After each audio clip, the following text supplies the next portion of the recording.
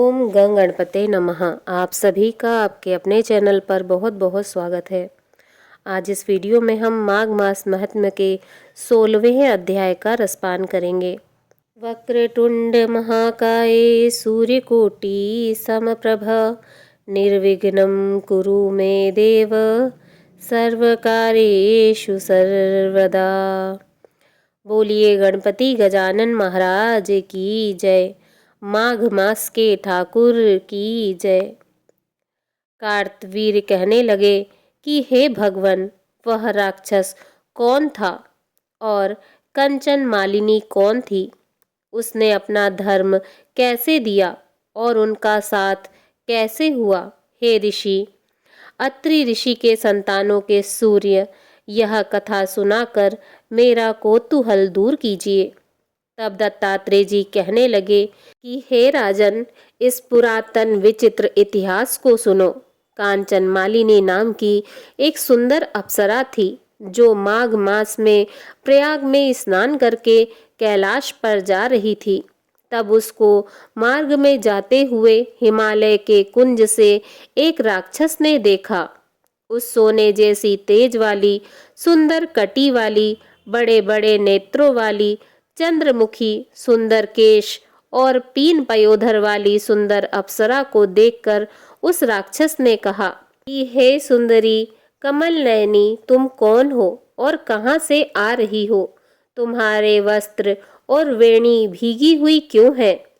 तुम आकाश मार्ग से कहाँ जाती हो और किस पुण्य के प्रताप से तुम्हारा शरीर ऐसा तेजस्वी और रूप ऐसा मनोहर है? तुम्हारे गीले वस्त्र से मेरे मस्तक पर गिरे हुए एक बूंद जल से मेरे क्रूर मन को एकदम शांति प्राप्त हो गई। इसका क्या कारण है? तुम बड़ी शीलवती प्रतीत होती हो, इसका कारण मुझसे कहिए। अप्सरा ने कहा कि हे राक्षस सुनो, मैं काम रूपिणी अप्सरा हूँ। मैं प्रयाग में संगम में स्नान करके आ रही हूँ। इसी से मेरे वस्त्र भीगे हैं। अब कैलाश पर जा रही हूँ, जहाँ पर भगवान शिव जी निवास करते हैं। त्रिवेणी के जल से मेरी सब क्रूरता दूर हो गई, जिसके पुण्य के प्रभाव से मैं इतनी सुंदर और पार्वती जी की प्रिय सखी हुई। जो आश्चर्य देने वाला उदाहरण मुझसे ब्रह्मा जी ने कहा था, सो सुनो। मैं कलगी देश के राजा की वेश्या थी। रूप, लावण्य और सुंदरता में अपूर्व थी। मेरी सुंदरता पर सारा नगर मोहित था और मैंने अनेकों प्रकार के भोग भोगे। अनेक प्रकार के वस्त्र और आभूषणों की घर में कोई कमी नहीं थी। कई कामी पुरुष आपस में स्पर्धा से ही मृत्यु को प्राप्त हो गए। इस तरह उस नगर में बड़ी सुंदरता से यौवन व्यतीत हुआ और मैं वृद्धावस्था को प्राप्त हो गई। तब मेरे मन में विचार उत्पन्न हुआ कि मैंने अपनी सारी आयु पापों में ही व्यतीत कर दी। धर्म का कोई कार्य, दान, तप, यज्ञ आदि नहीं किया। शिव या दुर्गा जी की आराधना नहीं की, ना ही कभी भगवान श्री हरि विष्णु जी का पूजन किया। इस प्रकार अशांत चित्त से मैंने एक ब्राह्मण की शरण ली, जो वेदों के ज्ञाता और ब्रह्मनिष्ठ थे। मैंने उनसे पूछा कि मेरा उद्धार किस प्रकार हो सकता है। महाराज, साधु सज्जन अच्छे और बुरे सभी पर दया करते हैं, इसीलिए मुझ दीन पर भी कृपा करके मुझ कीचड़ में डूबी हुई को पकड़कर उबारिए। क्षीर सागर क्या हंस को ही दूध देता है, बतख को नहीं देता?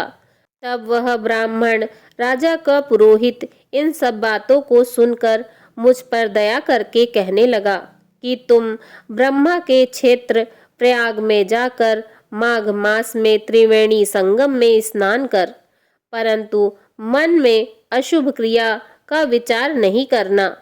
पापों के नाश के लिए महर्षियों के तीर्थ स्थान से अधिक और कोई प्रायश्चित नहीं बतलाया गया। प्रयाग में स्नान करने से तू अवश्य पवित्र होकर स्वर्ग को जाएगी। हे भामिनी, पुराने समय में गौतम ऋषि की स्त्री को देखकर इंद्र ने काम के वशीभूत होकर कपट के वेश में उससे भोग किया था। इसीलिए ऋषि द्वारा श्राप दिया गया और उसका शरीर अत्यंत लज्जा युक्त होकर हजारों भागों वाला हो गया। तब इंद्र नीचे मुंह करके अपने पाप कर्म की बुराई कराने लगा। मेरु पर्वत के शिखर पर स्वच्छ जल वाले सरोवर पर एक स्वर्ण कमल से भरे हुए कोटर में घुस गया और अपने पाप को धिक्कारता हुआ कामदेव की बुराई करने लगा कि यह सब पापों का मूल है। इसके ही वशीभूत होकर मनुष्य नरक में जाते हैं और अपने धर्म, कीर्ति, यश और धैर्य का नाश करते हैं।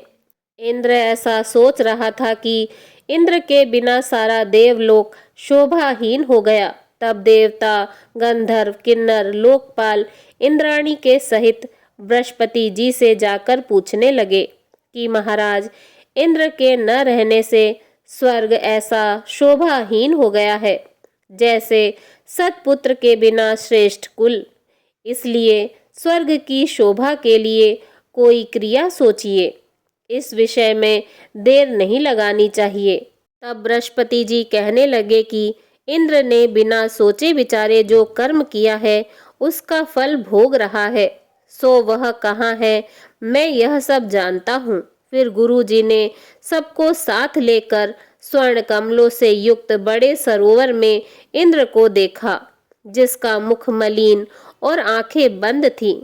तब इंद्र ने बृहस्पति जी के चरणों को पकड़कर कहा कि इस पाप से उद्धार करके आप मेरी रक्षा कीजिए। तब बृहस्पति जी ने इंद्र से कहा कि प्रयाग में स्नान करने से ही तुम पाप मुक्त हो जाओगे। तब इंद्र सहित सबने ही प्रयाग में जाकर संगम में स्नान किया और त्रिवेणी स्नान से इंद्र पाप मुक्त हो गए। तब बृहस्पति जी ने इंद्र को वरदान दिया। कि तुम्हारे शरीर में जितने भग हैं सब नेत्र हो जाएं। तब इंद्र ब्राह्मण के वर से 1000 नेत्रों से ऐसा सुशोभित हुए जैसे मानसरोवर में कमल शोभायमान होता है। इसी के साथ ही माघ मास का 16वां अध्याय समाप्त हुआ। बोलिए भगवान श्री हरि विष्णु जी की जय। ओम नमो भगवते वासुदेवाय नमः।